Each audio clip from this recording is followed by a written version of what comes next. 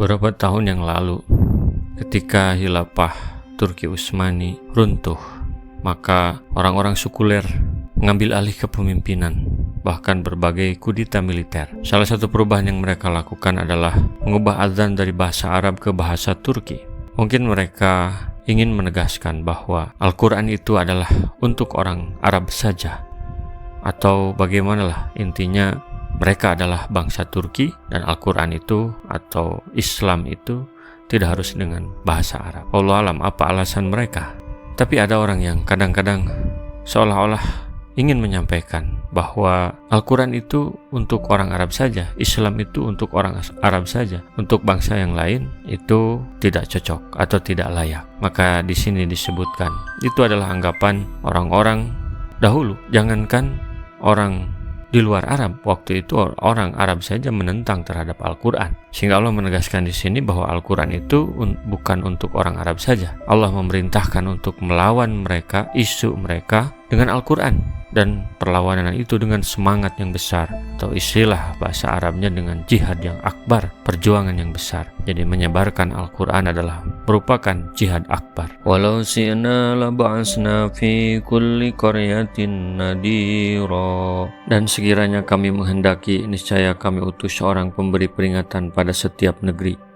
Bisa saja Allah mengutus Rasul yang menyuruh mereka untuk menyembah Allah. Itu banyak langsung di tiap daerah ada, sehingga tidak perlu dakwah sesulit ini. Tetapi nyatanya kami angkat kamu secara khusus, hai Muhammad, sebagai Rasul untuk seluruh penduduk bumi, seorang diri. Dan kami perintahkan kamu untuk menyampaikan Al-Quran ini kepada mereka. Seperti dalam surat Al-A'raf ayat 158, Allah berfirman, katakanlah, hai manusia, sesungguhnya aku adalah utusan Allah kepada kalian semua. Fala tuti'il kafirina wajahidhum bihi jihadan kabira.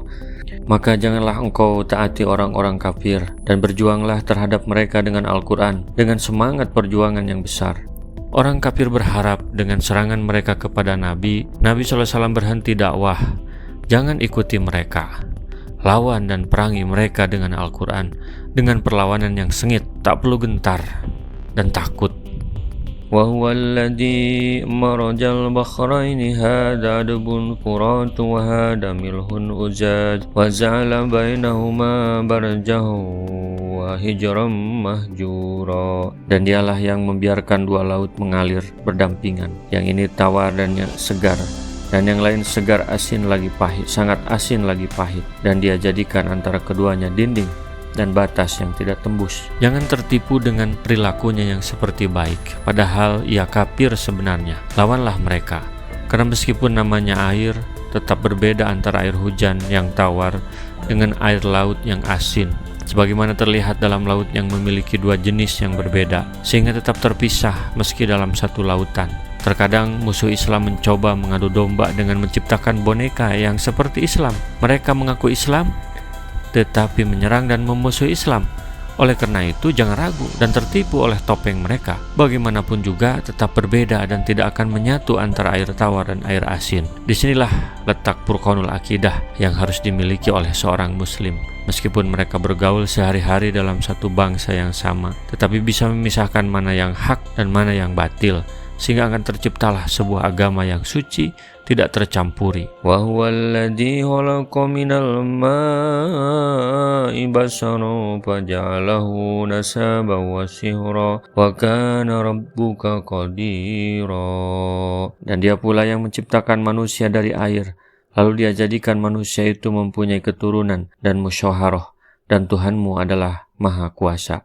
Dia menciptakan manusia dari nutfah yang lemah, lalu dia sempurnakan dan dia rapikan kejadiannya hingga mempunyai bentuk yang sempurna sebagai manusia, baik laki-laki ataupun perempuan, menurut apa yang dikehendakinya. Pada mulanya seseorang itu berupa bayi yang dilahirkan. Setelah dewasa ia kawin, lalu mempunyai mertua, dan selanjutnya ia mempunyai menantu dan besan serta kerabat. Semuanya itu bermula dari air yang hina atau nutfah atau air mani. Ada air hujan, air laut, ada pula air mani. Dengan air mani kita juga bisa melihat pertumbuhan yang luar biasa. Seorang anak bisa lahir dari sepasang manusia. Anak tersebut memiliki karakter yang dibawa dari orang tuanya.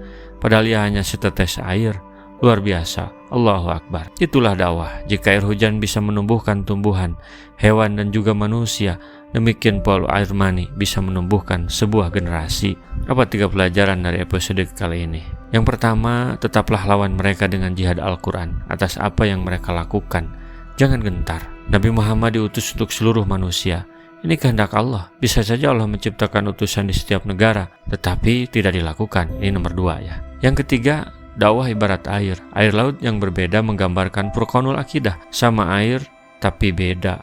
Air mani bisa menumbuhkan generasi, air hujan bisa menumbuhkan tumbuhan dari tanah yang tandus. Rasulullah SAW bersabda, "Baligu anni walau ayatan." Sampaikan dariku meskipun 1 ayat. Mari kita sebarkan jalan kebahagiaan dengan like, share, dan subscribe channel ini.